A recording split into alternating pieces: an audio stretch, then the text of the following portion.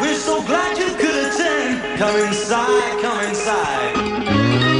Welcome back to The Price of Business this Wednesday. That means I get to go to school, and so do you. I get to take my sales and marketing game to the next level with my very good friend, Walter Rogers, who I thought we were having lunch with this week, but I understand you stood me up. And how you doing there, Walter?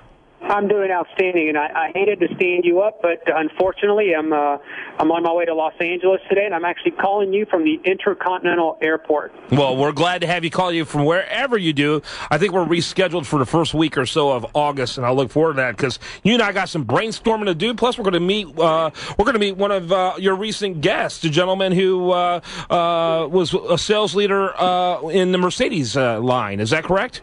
Yeah, that's right. We're going to have lunch with the number one sales guy out of 20,000, Mike Maidenbaum. So that'll be a great lunch. There's always something we can learn from somebody that's successful. Yep, and then I'd like to probably do another follow-up interview with him at some point because he was smart, bright guy. But you got another bright guy lined up for us today. Why don't you introduce him to our audience? And I do want to mention that Walter Rogers, of course, is the president and CEO of Baker Communications, and phenomenal at what he does. I tell you, I feel like school's in session every time you're on. Go ahead, Walter. Hey, thanks so much. And as you know, we're talking about the 11 habits of highly successful sales professionals. And this week we're going to narrow in on the habit of setting goals. And, setting goals is just such a critical component of any salesperson's job and sales manager's job, because, what would you do? You own a media company, Kevin, and if you were to turn to your salespeople and say, hey, I want you to sell more. What does that really mean, sell more? I sold one more unit today. Does that mean I sold more? Right? There's a very specific way in which goals should be set and monitored and executed against. And today's guest, his name is Chris Norton, and Chris is the managing director with Mentor Group, which is one of our strategic partners in the United Kingdom. So we're going to continue to bring an international player to this show. And Chris was employee number 700 at Dell, if you can imagine that. And at one point in time, that's incredible. Yeah, he had something like 5,000 people working for him, setting up this global customer service centers all over the world, and he's been working with sales professionals now for many, many years and has a very, very unique insight into this whole habit of setting goals. So, Chris, welcome to the show. Thank you, Walter, and hello, Kevin. Hey, welcome to the show. Glad to have you. Thank you. So, Chris, why don't you share with us a little bit of your insight of setting goals? We're talking about it a little bit before the show, and you've got a really unique perspective on it. Sure.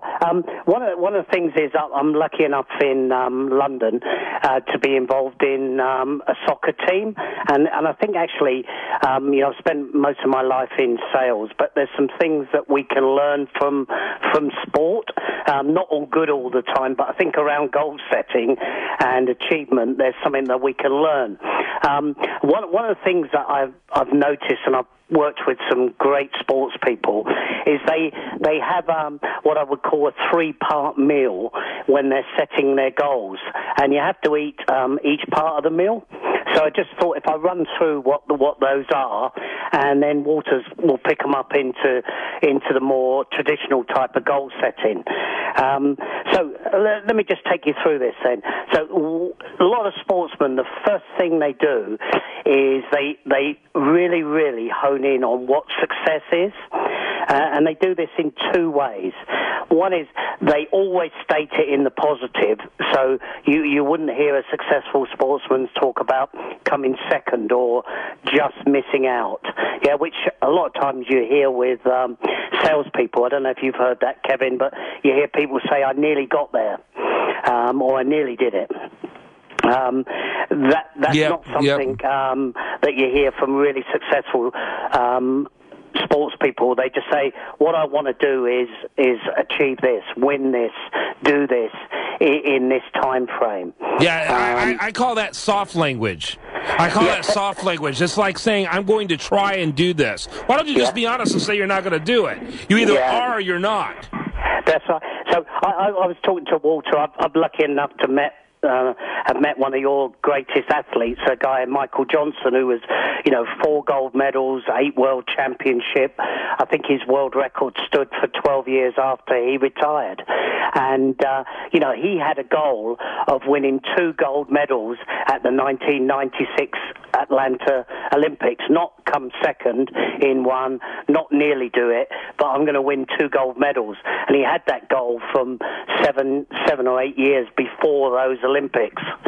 So, as you say, there's absolutely no soft language. Mm-hmm. It's stated in the positive. And just, Chris, don't you find that just the act of having a goal and writing it down, all of a sudden, not only do you start to consciously move towards that goal, but subconsciously your body, your mind, your thoughts, everything starts to drive you towards that goal. Absolutely. I think there is some, you always get these little snippets of research. I think it's from Tony Bazan, is that actually writing down a goal, they proved, gives you 25% more success than if you haven't written it down. So there's some simple stuff to do that works, so why not do it? The other thing that I think around the successes is that what these really, really top sportsmen do, it's not about winning the 2 gold medals. You have to ask yourself the question, what does that give you that you don't have? So you obviously had 2 gold medals. What did that give Michael Johnson? And if you kept asking that question of him, what it gave him was absolute confirmation that he was the best. It was a massive emotional benefit. And again, people who make their goals always associate an emotional benefit to it. So maybe we'll talk about, Walter, with salespeople, it's fantastic to have $100,000 in the bank because you made a great sale, but what does that actually give you? Okay, so maybe it pays off your mortgage. Okay, what does that give you? Well, it actually gives you freedom and choice. That's why you'll make the goal, not for the $100,000 in the bank. So, second real key. Yeah, and a lot of times the financial reward, Chris, is just part of what motivates a salesperson anyway, right? It's the thrill of the hunt. It's actually winning that is, for many, many salespeople, even more important than the finances associated with it. Yeah, absolutely, and I think, again, studying the top sports people, they always have the benefit of what the goal is going to give them that drives them on, to help them succeed. The second part of the 3-part menu is about belief. Now, you'll have met, both of you, lots of people who actually know what success is. They spend their life taking action to do it. But when you talk to them, you know that they don't believe that they're going to be successful. Again, you don't meet top sports people who don't believe. Everything about the way that they look and the way that they talk and the actions that they take tell you that they believe that they're going to make it. Yes. So, again, I've worked with salespeople and top professionals. If it's the language, I think, come back to your point, Kevin, that's probably the biggest giveaway is the soft language. Well, I might do it. I'll try my best. Yeah, actually, that's probably not good enough. Yeah. Let me ask you real quickly, what do you think about the idea of having both minimal and maximum goals? In other words, so you're creating a perimeter of, you got to meet at least a certain threshold. What do you think about that idea? Yeah, I think that's great because what it gives you, particularly if it's aligned to certain time periods, so you could set a minimum by a certain time and a maximum as you go. I think that gives you something to aim for. And then you get there, and because as you progress against your goal, the minimum could actually be the maximum, if that makes sense, because things have changed, but you're still going for that goal. So I really like the idea of staging goals, particularly against time.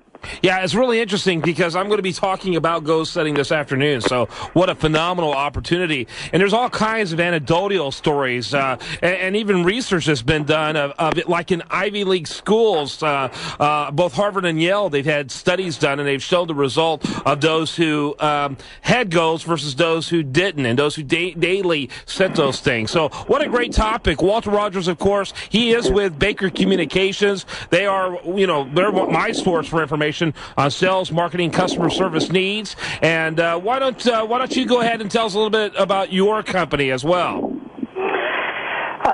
Okay, we're now partners with Baker Communications so that we have a global offering now around sales, particularly sales-focused training and development, and also with leadership and management development. So we operate, our part in the partnership with Walter is we look after all of Europe, Middle East, and Africa, and we're lucky enough to work with some fantastic companies, in that area. Yeah, Baker Communications, they are visionaries. Walter's a visionary. So we are delighted to be able to have you both on. Chris Norton, of course, and Walter Rogers. Walter, thanks again, and looking forward to having you on next week. I hope you have a super safe trip. Yeah, absolutely. Appreciate it very much. Next week is going to be a great show. We're going to have the #1 salesperson from VMware coming on, talking about getting in the habit of regularly, honestly measuring your results. Sweet. #1 person out of VMware. This guy will be a rock star for us. Walter Rogers, thank you. He's a rock star just like you. And by the way, you can learn more about them at bakercommunications.com. I'm listening to Kevin Price, and this is Talk 650, powered by CBS Radio.